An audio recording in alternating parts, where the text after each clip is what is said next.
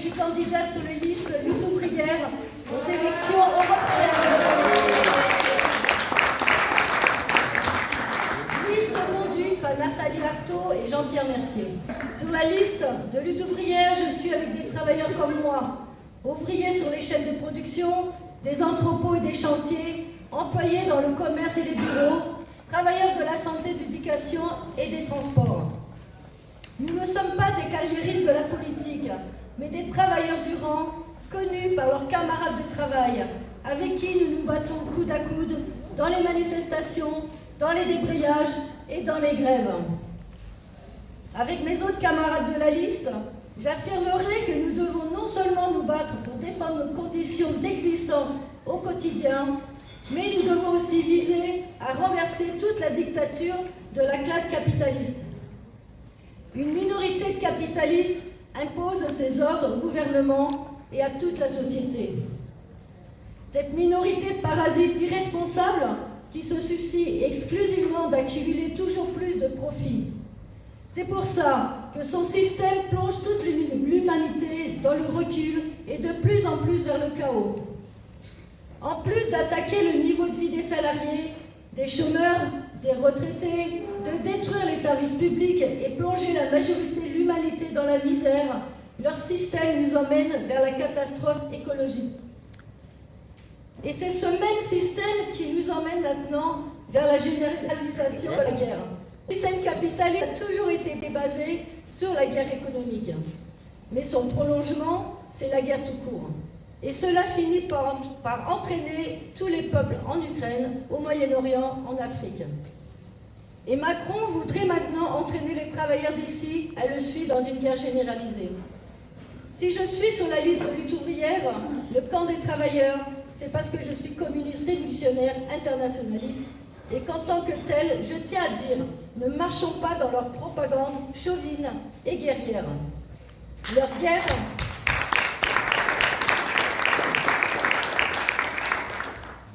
Leur guerre, ils la préparent pour les profits des capitalistes.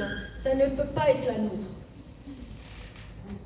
Dans l'entreprise où je travaille, à Safran, nous produisons des moteurs d'avion.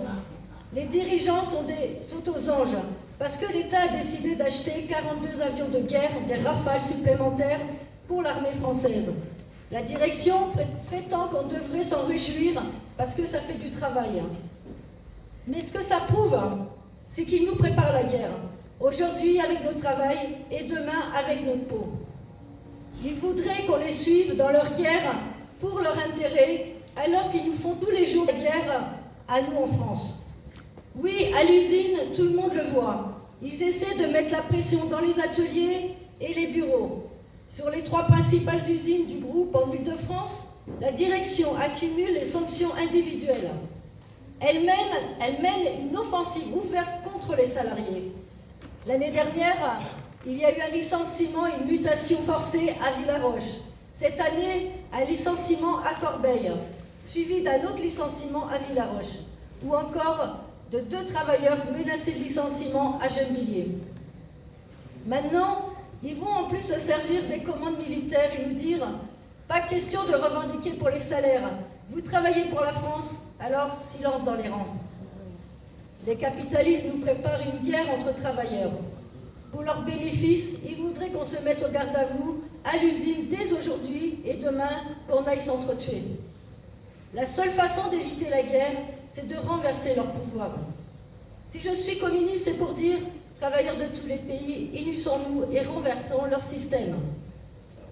Profitons de ces élections pour affirmer que les travailleurs qui font tourner toute la société ont la force et la capacité de la diriger. Dénonçons le piège tendu par les démagogues qui utilisent l'Europe et les immigrés comme bouc émissaire et prônent le repli national pour cacher les véritables responsables. La grande bourgeoisie qui dirige et domine au travers de l'exploitation des hommes et de la planète. À l'Europe capitaliste, nous opposerons la perspective de l'Europe des travailleurs et des États-Unis socialistes d'Europe. Face au nationalisme, nous défendrons l'internationalisme ouvrier. Face au drapeau français et européen des capitalistes, nous brandirons le drapeau rouge, celui des travailleurs. Je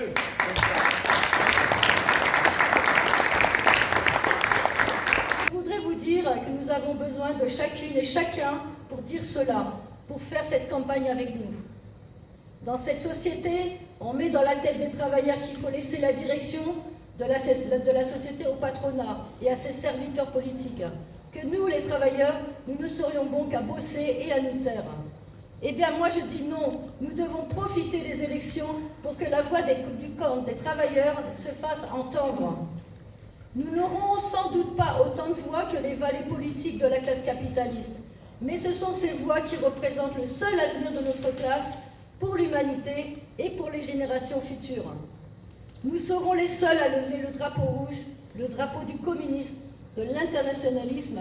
Alors plus il y aura de bras pour le porter, et plus il pourra regrouper autour de lui, toutes celles et tous ceux qui veulent renverser le capitalisme. Vive le camp des travailleurs et vive le communisme.